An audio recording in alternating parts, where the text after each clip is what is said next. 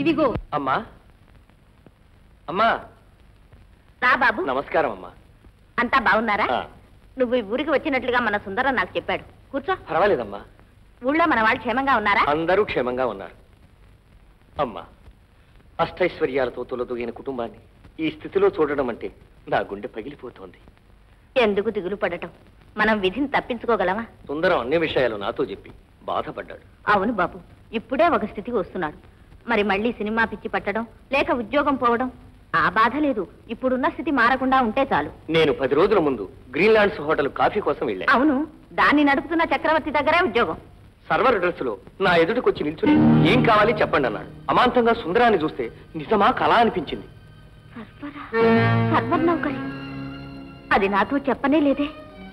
చక్రవర్తి ఆఫీసులో లెక్కలు రాసే పెద్ద గుమాస్తానని అంటున్నాడే. గుమాస్తా అంటున్నాడా? ఈనాడు ఏదో గొప్ప పదవిలో ఉండాల్సిన వాడు అలా చెబితే బాధపడతారనే ఉద్దేశంతో ఆ విషయం దాచిపెట్టాడేమోనండి. ఏ ఉద్యోగం అయితేనే బాబు, దానికి నేను కష్టపెట్టుకోను. కానీ బిడ్డకు తల్లి దగ్గర అబద్ధాలు ఎందుకు? నాకు వాడికంటే లోకల్లో ఎవరున్నారని ప్రాణంగా చూసుకుంటున్నా. అమ్మా విచారపడకండి. ఇక ముందు వాడిని నేను దిద్దుకొస్తాను. రాఘవ ఎరా ఎంతసేపు అయింది ఏమిటి వచ్చి? అమ్మా రాఘవ వచ్చాడమ్మా. ఏంటి కంట్లో నలుసా? చూడమ్మా మనవాడు బలిచాడమ్మా. ఎరా రే ఇవ్వండా స్టైలా రే. నేను మేడలోంచి పిలవబోతే వీడు గుడిసెలోంచి పలికాడు. రే అదేరా మీ ఇంటి మీద గుడిసేసి అందులోంచి రమ్మని పిలవలా? నువ్వు మారనే లేదురా.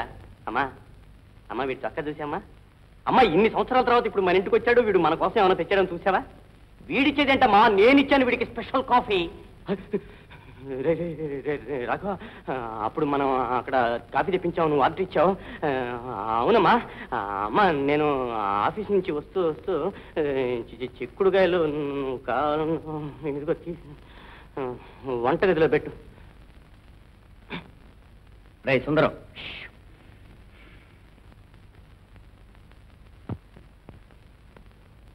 రే రాఘవ నీతో ఒక ముఖ్య విషయం చెప్పాలనుకుని మర్చిపోయాను రా. నాకు హోటల్లో సర్వర్ ఉద్యోగం అనే సంగతి అమ్మకు తెలియదు. నేను గుమాస్తా ఉద్యోగం చేస్తున్నానని చెప్పానులే. నువ్వు కూడా అనేది ఆఫీసులో గుడ్డు చాకిరమ్మా. ఒట్టి కూడికలే అన్ని ఒక్కనాయ. గుమాస్తా పని మహా బాధలే పడలేక ఒక్కొక్క కాగితం చించి చించి చించి పోండ్రా, మీరే తీసుకుపోయి బాస్ చేతికిచ్చుకోండ్రా అని దబాయించొచ్చా. అమ్మా నాకు నా బాస్ మంచి మర్యాద ఇస్తాడులే. నాకు రూమ్, ఫ్యామిలీ రూమ్ మాదిరి ఫ్యాన్ తిరుగుతూ ఉంటుంది. ఏం కావాలి? కాఫీ అంటే కాఫీయే. నవ్వకురా. అమ్మా ఆఫీసులో అందరికీ ఒక్కొక్క టేబుల్ కదమ్మా ఇస్తారు. నాకు ఎన్ని టేబుల్స్ అమ్మా, ఎన్ని కుర్చీలు అనుకున్నామా? అమ్మా ఆఫీసులో ఉండే పెద్ద ఉద్యోగులైనా సీటు వదిలేసి అటు ఇటు తిరగచ్చా? నన్ను అసలు సీట్లో కూర్చోమని స్వేచ్ఛగా తిరగచ్చు. అమ్మా నాకు అసలు చేతులు కట్టుకుని ఉంటామంటే గిట్టదు. ఊరుకోను, పోజిస్తా. నాకేమిటి లెక్క? అయ్యో అమ్మా అలా నవ్వకండి. రే బిడ్డను చూసుకుని అమ్మ కాకపోతే ఇంకెవరా నవ్వుతారు? అమ్మా నవ్వమ్మా. బాగుంది నీ ప్రతాపం. ఒక్కొక్క రోజు టేబుల్స్ నిండిపోతాయి. క్లీన్ అంటే క్లీనే. సంతోషించారు గాని ముందు అతని సంగతి చూడాలి. కాఫీనా? నేను అర్జెంటుగా పోవాలి. అమ్మతోటి చెప్పు. రే రే రాఘవ రే నిన్నేరా. అమ్మా అరే ఏమిటిది? అమ్మ పోజు ఒకటి ఇచ్చి కూర్చుందే. ఏమ్మా నీకు సినిమా పిచ్చి పట్టిందేమిటి? అమ్మా ఏమిటమ్మా ఇన్ని సంవత్సరాల తర్వాత వాడు మన ఇంటికి వస్తే వాడితో మాట్లాడటం మానేసి తురుని ఇక్కడికి వచ్చి కూర్చున్నావు? నాకు పని ఉంది, ఇంకో రోజు వస్తానని చెప్పేసి పోయాడు. నాకు అన్నం పెట్టు. కంచం, బంగారు కంచం, పేరు చెక్కించుకోవచ్చు. నీళ్లు పెట్టావా? నూతి నీళ్ళేనా? అవును, కుళాయి నీళ్ళు అయితే చేపలుండవు. సరే అమ్మా, నీ ముద్దులు కొడుక్కి మంచి విందువు. ఇవాళ ఏమిటి? అదేగా ఒక పచ్చిమిరపకాయ, ఒక లోటా పెరుగు. ఏమ్మా చెది అమ్మా, ఏమిటమ్మా ఏమైంది? నేనేమైతే నీకేం దిగులు? నాకు వయసు అయిపోయింది. ఇప్పుడు నేను ఎవరిని నమ్మెట్టు? ఏంటమ్మా నీ కోపతాపాలకు అసలు కారణం చెప్పరాదమ్మా? ఇప్పుడు ఏమైందంట? ఏమైందని నువ్వు నన్ను అడగద్దు, నేను నిన్ను అడగబోతున్నాను. అసలు ఏం జరిగిందమ్మా? అరే నేను ఒకటి అడుగుతున్నాను, నువ్వు చెప్పరా. నీకు మెమ్మ మీద గౌరవం ఉందా లేదా? నిన్ను నేను ఆప్యాయంగా పెంచానా లేదా? అమ్మా ఇప్పుడు అవన్నీ ఎవరమ్మా కాదన్నారు? నువ్వెందుకు రా ఉద్యోగం చేసేదే మాట? మగవాడిని కదా, ఉద్యోగం చేసి సంపాదించవద్దామా? కుటుంబాన్ని పోషించి కాపాడుకోవద్దామా? తల్లి మనం సంతోష పెట్టద్దామా? మిట్టుమిట్టుగా పైకి వెళ్ళొద్దామా? అప్పుడే కదా ఆహా ఏమబ్బాయి ఓహో ఏం తెలివని ప్రజలందరూ పొగిడేది. అందుకేగా రోజు ఆఫీసుకు పోతున్నావా? పని చేస్తున్నావే.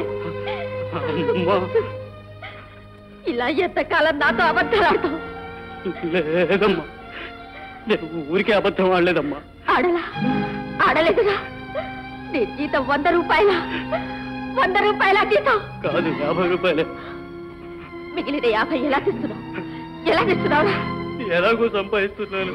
దొంగతనం చేశా. అమ్మా అబద్ధాలు ఆడేవాడికి దొంగతనం లెక్క. లేదమ్మా, మధ్యాహ్నం కొంచెం టైం చూసుకొని బళ్ళోకి వెళ్ళే పిల్లలకు టిఫిన్ క్యారేజీలు మోస్తున్నాను.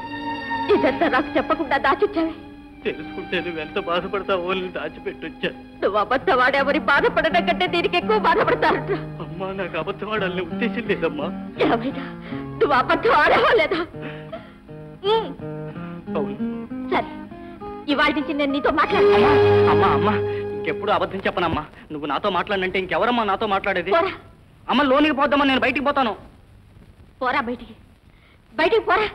అబద్ధాలు ఆడే కొడుకు నాకు అక్కర్లేదు. మాట్లాడావు, నాతో మాట్లాడావు. అమ్మా నవ్వమ్మా. అమ్మ, నేను ఇంక అబద్ధం చెప్పనమ్మా. ఏంటమ్మా నా పొరపాటు ఒప్పుకున్నాకమ్మా. అమ్మా పోమ్మా, నేను ఇంకెవరితో మాట్లాడను పో. నేను ఇక్కడి నుంచి అసలు పోనమ్మా. అమ్మ, నేను నౌకరికి పోనమ్మా. అమ్మ, నేను అన్నం తిన్నమ్మా. నేను అబద్ధం ఆడితే తప్పు, కోపాలు వస్తాయి. ఇంత వయసు వచ్చింది అమ్మవు, నువ్వు అబద్ధం ఆడతా మరి? నన్నంటావుట? ఆఫీసులో పనని నువ్వు అబద్ధం ఆడావు. 100 రూపాయలు జీతం ఇస్తారు అని నువ్వు అబద్ధం ఆడావు. నేను అబద్ధం ఆడానంటావుట? నువ్వెంత అబద్ధం ఆడావు? ఏమిట్రా? ఎప్పుడురా? ఎన్నో సార్లు. ఏమన్నాను రా నేను? ఏమా, నా ముఖాన్ని చూసి ఎన్నిసార్లు అంకాల చంద్రుడని అబద్ధం ఆడావు. నువ్వెప్పటికీ నా అందాల చంద్రుడివే నాయనా. అన్నం పెడతావమ్మా? రా నాయనా, పెడతా.